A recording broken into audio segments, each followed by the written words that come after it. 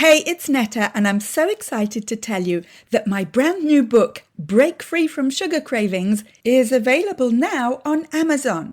If you're struggling with sugar cravings and emotional eating, and you want step-by-step guidance to know exactly what to do so that you can feel confident around food again, go buy my book. Look for Break Free from Sugar Cravings on Amazon in most countries.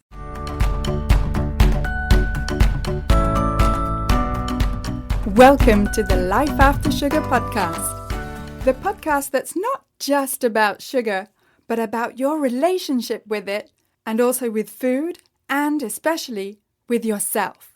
So if you want to discover your life after sugar and hear inspiring stories from all kinds of people who also cut out sugar in their way, at their pace, for their own reasons, this is the podcast for you. Because when you take away the sugar, you can finally discover the real sweetness in your life.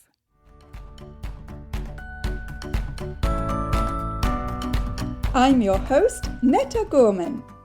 And today I'm talking with Helen, who takes a different approach, at least different from what I'm used to, a different approach to sugar cravings, because Helen is an Ayurveda practitioner and psychic who grew up in China, and in this episode, she connects sugar cravings to your body type, your chakras, and even your inner child.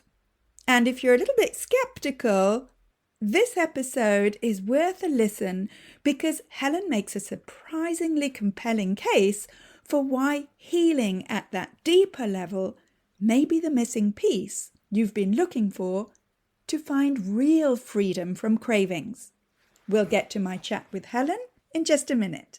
But first, I just wanted to tell you that if you're looking for some free resources, then I have plenty for you.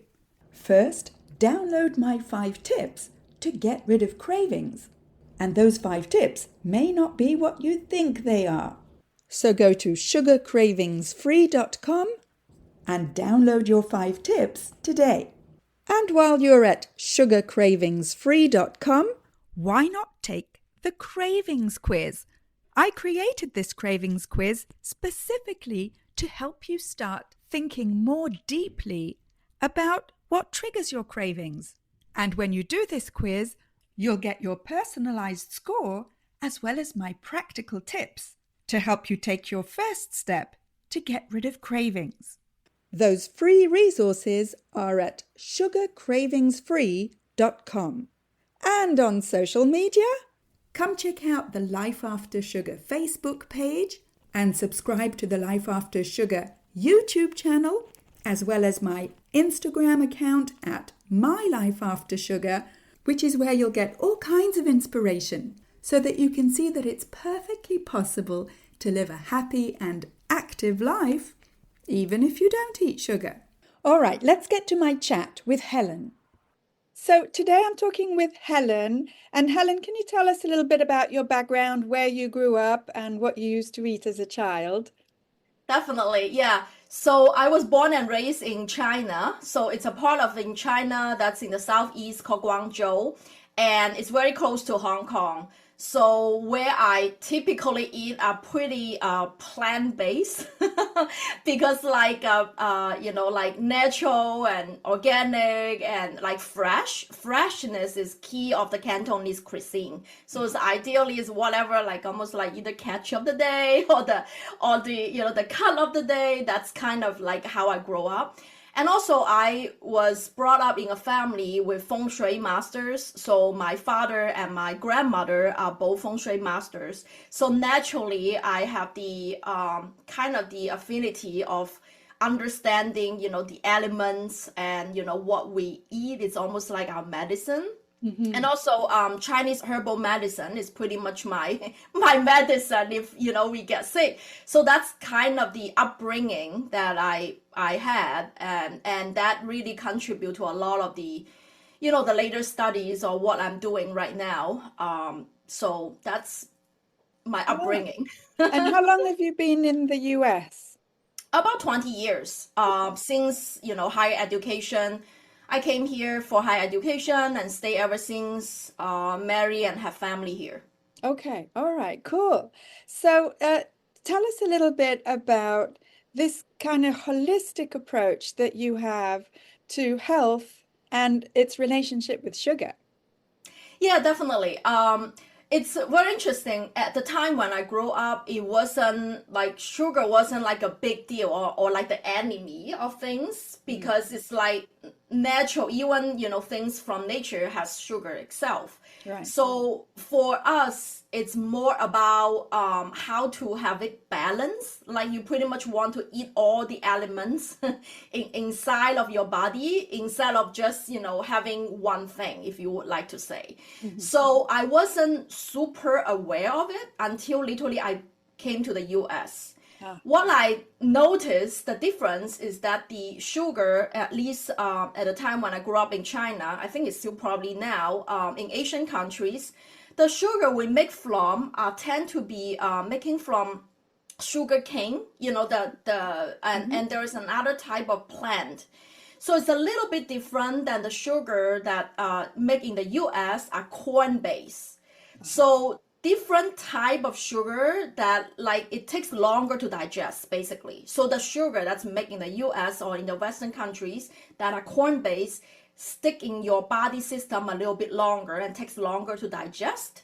And that's why it will increase a little bit more like inflammation, gain weight and all of the other consequences, but not as much so in China or other Asian countries that the sugar, because it's coming from a nature like a plant, so it's easier to digest. Uh-huh. So for me, I guess I'm just lucky. I do not have sweet tooth like growing up, so I Mhm. wasn't like addicted to it.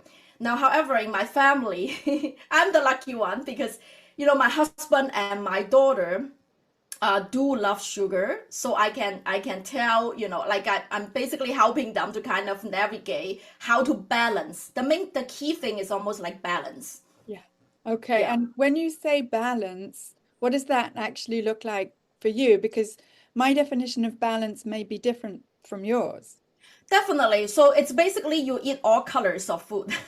Hmm. Like you eat a rainbow or you so my philosophy is not like, like go to the extreme, like black and white, like you have to cut it off like 100%. Natural sugar intake or even like coming from honey or like like from natural sugar, so not artificial sugar. I think it's also part of the diet. So I wouldn't say that. So that balance, meaning that, I'm eating, vegetables, coming from an energy standpoint, you should eat like all rainbow of food, literally from the red to the violet, a little bit of everything. Hmm. Ideally, in the whole week's, perspective. So that's what I call like you eat a wholesome diet rather than, okay, I mean, completely cannot be I know fried food is not good. I know sugar is not good, but occasionally, it's not the end of the world. You know what I mean? So that's what I mean by balance. Yeah, I get it. And, I suppose that for some of us, not I suppose, but I know, for example, for myself, I think that the balance that you describe works for many people and doesn't work for someone like me, for whom only zero sugar works. And a little bit in moderation actually makes me fall off balance. Okay. Yeah. So as you mentioned, it goes by case scenario. Because I do not come with a family with history with issues with sugar, so it's very different. Than as I mentioned, my mother-in-law has diabetes. So Uh-huh. for that family, like my husband and my daughter, need to be very careful about sugar intake. So it really depends on, as I mentioned, I just grow up lucky that I do not have the sweet craving. So for me, it wasn't like a huge deal to have it as in moderate. But if Got it. you know your situation, that are just like you mentioned, if you know that's very important, then of course you shouldn't take it. Yeah. And from an Ayurveda standpoint, because I'm an Ayurveda practitioner, I noticed that a lot of clients who tend to have the kapha body type, There is a quiz on Banyan Botanicals. I'm not associated with them, but a lot of Ayurveda practitioners in the Western world, do use, some of the supplements there. What we notice is not like I'm going to, promote them. It's just like from a statistical standpoint, most people who are craving sugars that are born just naturally with kapha body type. What does So that if you mean? are, yeah, so if you're interested in, identify your body type, so basically that's the composition that you're naturally born with. So this particular body type, they just love sweet, just love sweet things. So basically there were three, body types fundamentally. And Ayurveda is based on Hinduism, that whole Ayurveda. Yeah. yeah, Ayurveda. Yeah. So basically, there were Vata, Pitta, and Kapha. Okay. So Vata is more like the air or energy, like the wind. So it's like moving really fast, and those people tend to be really skinny. Mind goes really fast. We sometimes talks really fast, and and they tend to like to eat salad because that's like lightweight. Uh-huh. However, that's actually not really good for them. Again, going back to the balance, what they really need is that heavy soup, warm, because they are already like, airy, kind of cold, kind of like, like easy to get cracks. So you actually want something steady, warm, ground them down, ground the energy down, right? Uh-huh. Now, on the other spectrum, Pitta is kind of in the middle. It's neither too fast or too slow. Like on the other spectrum is the Kapha that tend to crave for sugar. They are, in general, like slower in motion. They are more grounded, more steady. So that's how they are born with. Those people give really nice warm hugs. So they are the opposite of the Vata. The doing fast. They are the more of the, if you like want to see is Vata is easier to get anxiety and Kapha is easier to get depression. Okay, so I'm just giving you an idea of what the energy is. So if you are naturally the Kapha type of body type that you are born with, you just naturally crave that. But the interesting thing is that's not good for you. Just like Vatas like salad, and that's actually not good for them. But Yeah. Kappas likes heavy stuff, and that's not good for them. They actually need to eat the opposite. So it's the yin and the yang, right? If you Yeah. have too much yin, you want some yang energy. If you have too much yang, you want some yin energy. So that's kind of the theory behind it. Okay. So this is to do with energy and kind of the way that the energy flows through you. How does that work? Yeah, so basically both Hinduism and Buddhism are based on the framework. And if you know traditional Chinese medicine, it's based on the theory of energies, right? So we are all composed with the five elements, the wood, the metal, fire, water, and earth. Those are the typical that our body just composition with all of these. And in Hinduism, it's that our body is composed with the energy of the seven chakras or the seven energy centers. They are very correlate like with each other. That's the Hinduism system, right? So then the Hinduism system is the chakra system. So from the base of the spine all the way to the top of your crown, there are seven major energy centers correspond with the seven layers of light of color, if you would like to say, from red to orange, yellow, green, throat is blue, violet, and the crown is white.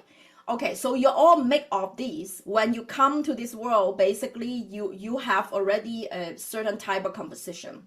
Now, what's in terms of diet is just medicine, like what's good for you or what is not good for you, it depending on your natural composition, like your energy composition. So for example, like in because I literally just published a book called The Aura Color Wheel. Like in it, yeah, I describe all the physical, emotional, mental, and spiritual symptoms when a particular aura layer or particular chakra, the energy center, is out of balance. Okay. So when you see a particular symptom, I list it all out, then you understand that, oh, that's actually the energy, it's just not coming back to balance. And once it's going back to balance, I might not crave that particular thing anymore. Now, for sugar craving, from a Ayurveda or, like energy standpoint, is basically your sacral chakra. So your orange aura layer, that's why I'm literally wearing orange today. that's the area that is out of balance. Now your orange or your sacral chakra is the energy center is a little bit below your navel. So that's the center, and that's the color. And what it in store inside spiritually, it houses your inner child. So it governs your creativity, your sense of pleasure, like how do I enjoy life when I'm like in the flow and I'm joyful and all of that. Now on the other side of spectrum is when it's out of balance, you sometimes feel shame or guilt. Those are becoming your main thing. And for people who have, eating disorder or food addiction or any type of addiction, that feeling that comes along with afterwards that you realize that, right? So that's when that energy center is out of balance. Wow. So to restore the balance with that particular energy center, actually taking good care of your inner child is very, very good. So you need to look even deeper. So from an energy standpoint, it's not just about the diet, like the physical realm. We want to go inside a little bit deeper to look into it. Have you ever experienced any childhood trauma that you do not feel supported, that you do not feel loved or encouraged to just claim that joy is your birthright? But if you are blocked, in that area, when you're a child, that's what we actually need to look into. And once we heal that blockage, you will notice that you might not, whatever that you're addicted to, some people are sugar, some people are other form of addiction, cigarettes, coffee, whatever that is. Yeah. Then you will naturally have less craving of that, because you're actually facing almost the dark side of your soul. You're facing that and heal that at the root cause level. Wow, that's pretty deep. So what I understand is that if you take care of the inner child and take care of the issues that are coming up, then you're likely to get either no cravings or at least less intense craving. Is that right? Correct. Yes. Wow. And that is no small feat. I mean, to take care of your inner child is a big, big undertaking. Yes, but it's absolutely worth it. Now, I'm not sure, because I'm also a psychic, so I'm not sure if you or the audience believe in reincarnation or not. I personally do. Is that your soul, you come into this world with a particular aura color. As I mentioned, the composition, some are stronger, some are weaker. So if your sacral chakra is one of your weaker layers, you have this issue. So everybody born with some kind of issue, right? So it depends on what, like which energy center that's out of balance.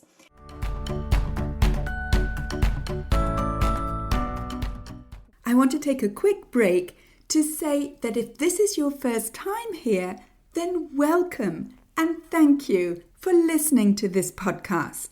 And whether you're new or a regular, and you haven't yet rated or reviewed this podcast, could I ask you to scroll down and tap on the stars to rate this podcast, and also to write a short review to let me know how this podcast is helping you in your life after sugar. I love reading your reviews. And when you rate and review this podcast, not only does it encourage me to continue making new episodes, but it also helps to share this podcast and have more people see it, so that we can help more people feel better and lose weight with less sugar. So again, thank you for rating and reviewing this podcast and for spreading the word about sugar.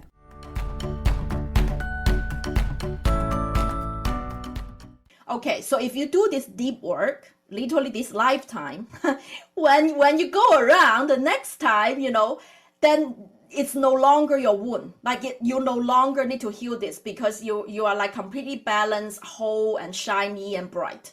Wow. So like it's almost like I call it the soul evolution journey. So your soul remembers all of this progress or this growth that you have made. So it's not like in vain. And also, what's crazy is that this line of work, because at a soul level, we're all interconnected. We are not separated from each other.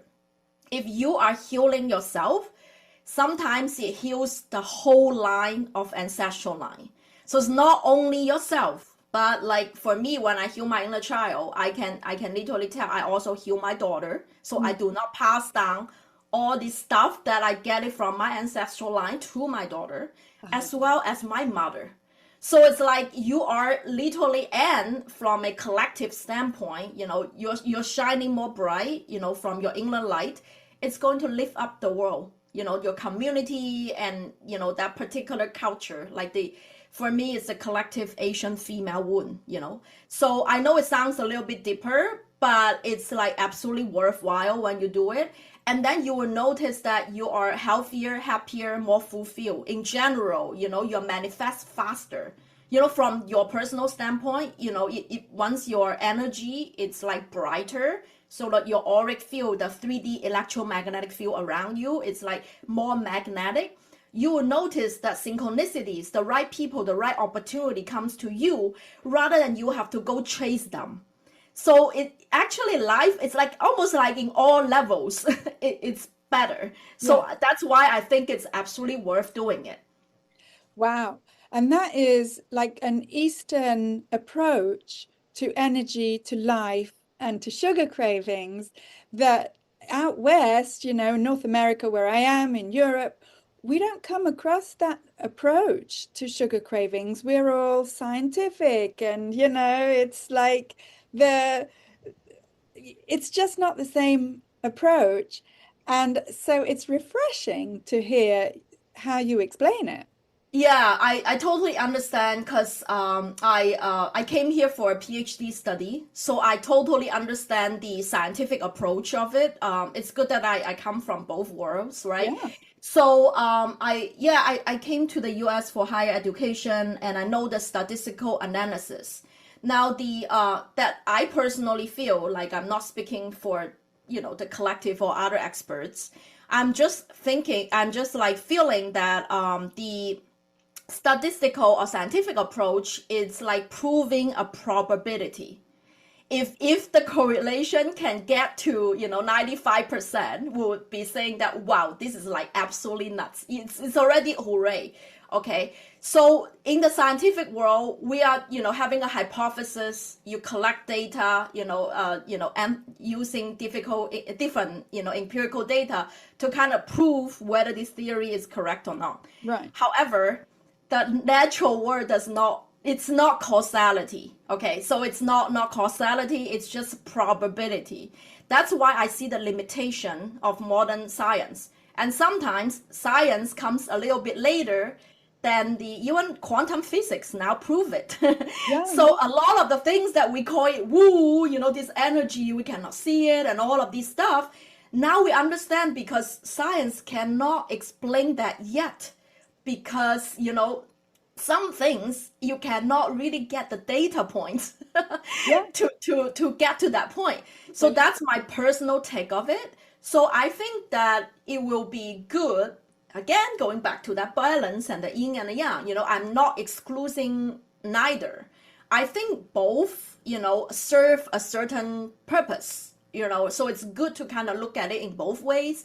That scientifically you have a certain type of diet, the calories and all that, you have that good. At the same time, because we're all intuitive beings, we are not designed to be a robot or a machine or AI. Yeah.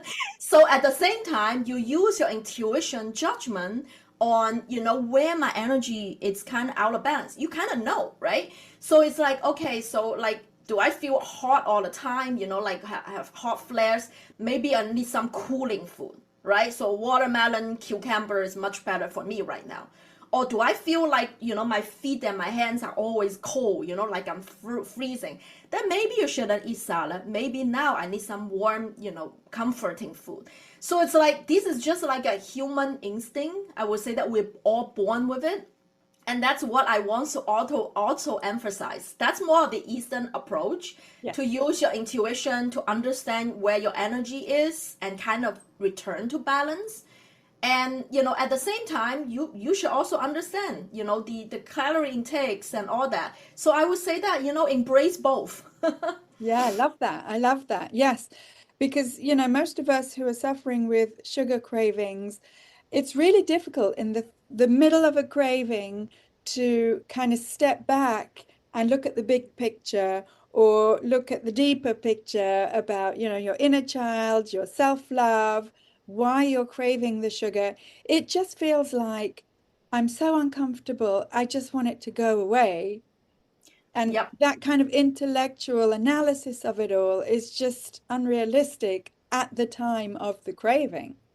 I'm glad that you actually point this out, because I personally suffer anxiety and depression when I started my spiritual practices. So in the middle of it, like because I'm just doing analogy, because I do not have the sugar craving. It's the Yeah. same thing. Like in that moment, I just want the anxiety to be gone. I just want the depression to be gone. Like I don't think of all of these. So that's why a spiritual practice to me is meditation. If you already have a daily habit of doing something that increase your self-awareness, like not, it's completely different than what you need to think about at that moment. You just go back to that, and day in and day out, like for me it's like 3 months of my daily meditation, I was able to get off all the anxiety and depression medication I was on at the time, Wow. because of your self-awareness. It's a dramatically increase. Now, Amazing. not saying that I still occasionally goes back. It's almost like 2 step forward, 1 step back, three Yeah. step forward, 1 step back. But it's okay. In general, you are evolving, you're growing, Yeah. right? So it's okay. Don't beat yourself up because, I did it like a couple times. I'm so glad that I did that. Oh, today I can't really do it. It's okay, because you're in the big bulk of work, you're actually growing. Yes. And so that's why I highly recommend, especially if you want to commit to do some spiritual work at your soul level, you have a daily practice. Now, meditation can take many forms. Like for me, it's 20 minutes sitting down, literally just listening to my soul. And for some people, you cannot, sit down. It's about the brain wave getting to theta. Theta brain wave is a very healthy wave.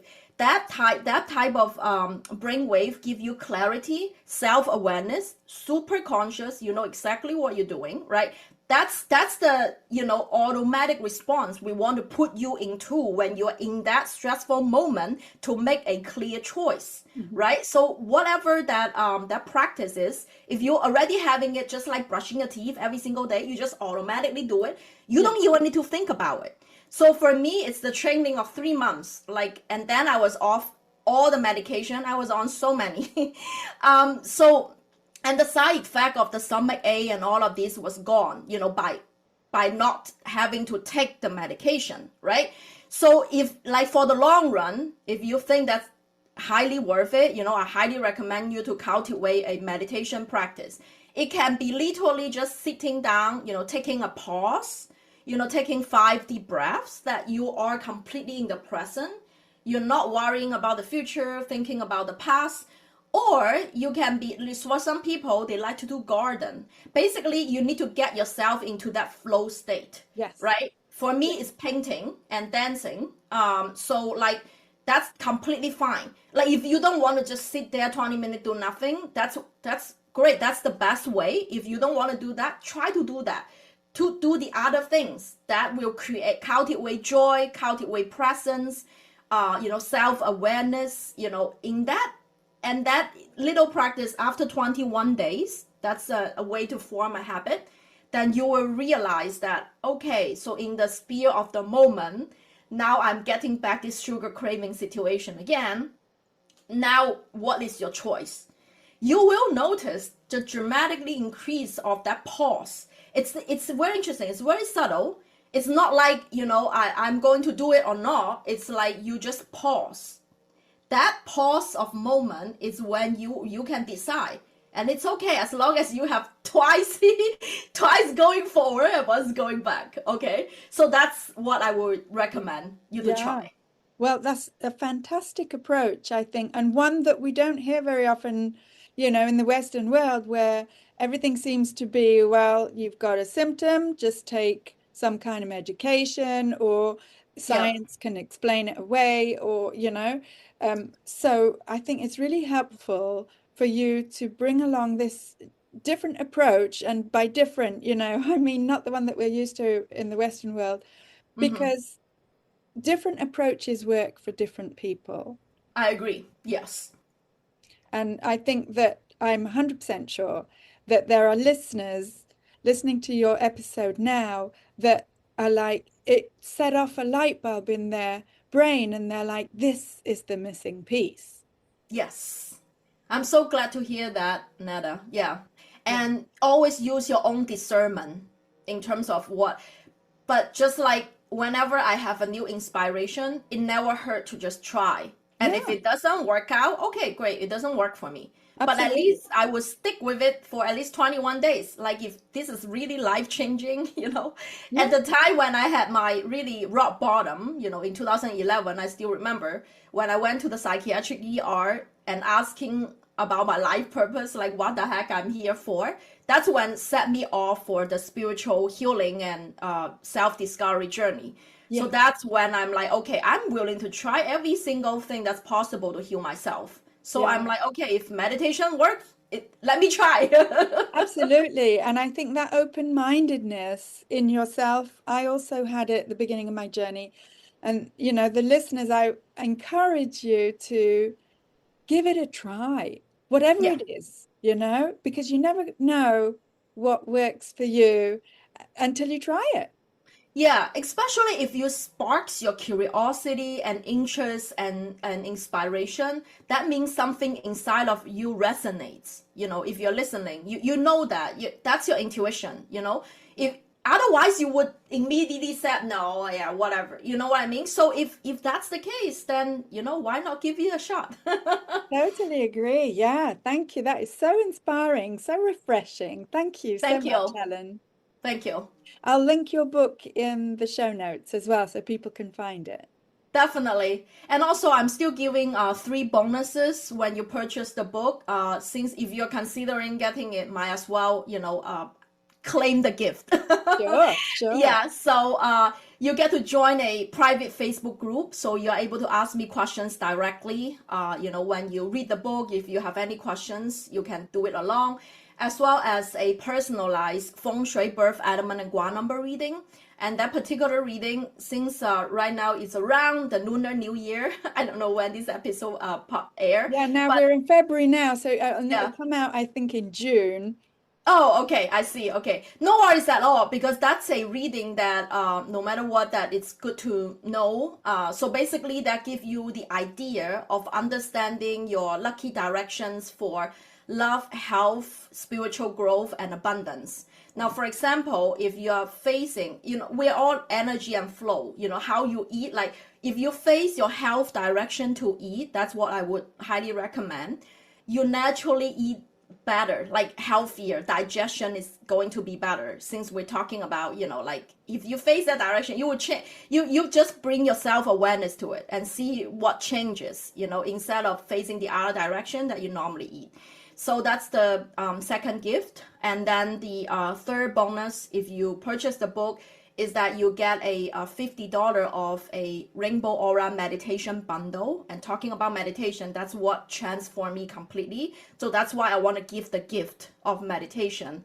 And inside that bundle, it has 49 solfeggio frequency music. That's to put you in the theta brain state, basically. And you can just literally play it as a background music while you do garden, while you paint, while you do whatever. And that will get you the benefit of the meditation.